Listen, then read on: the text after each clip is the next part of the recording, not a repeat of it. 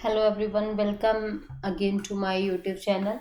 In today's video, we are going to discuss about a small but very important topic, that is dendrogram. Because sometimes we are not able to explain what is dendrogram. So a dendrogram is nothing else; it is just simply a diagram representing a tree. Representing a tree. It is nothing else, it is just a diagram representing a tree. This diagrammatic representation is frequently used in different contexts, like it is used in hierarchical clustering. When we are talking of unsupervised learning, it is used in hierarchical clustering.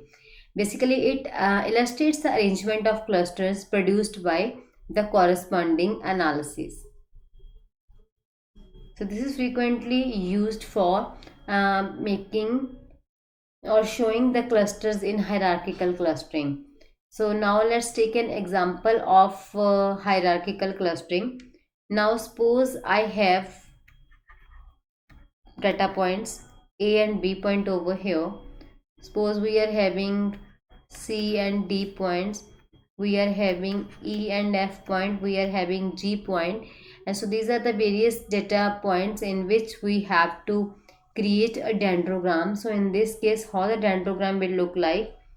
So these are the closest points, so having most similarities and minimum distance, so they will be formed combined into one. So first cluster will be formed on this. Similarly, this is another cluster that can be formed, C and D, so they are into single cluster. E and F looks like having minimum distance, so cluster formed for this.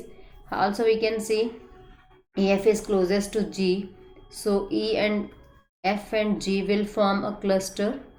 Now after this we can say this EFG, it is more close to this pose for visuality, so we will form a group of this, so they will form a common cluster.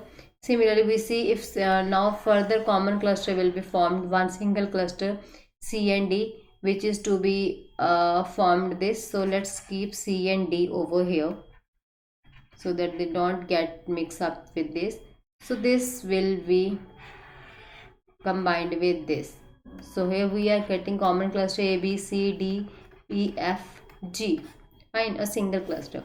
So this is basically a clustering diagram, and this is just a diagram which is representing a hierarchical structure, and this is nothing else, this is a dendrogram. So this is a dendrogram being formed to work like this to show the clustering representation. So it is nothing else, it is just a diagram that is showing the hierarchical relationship between the objects. It is commonly created as an output of a hierarchical clustering. So thanks for watching the video.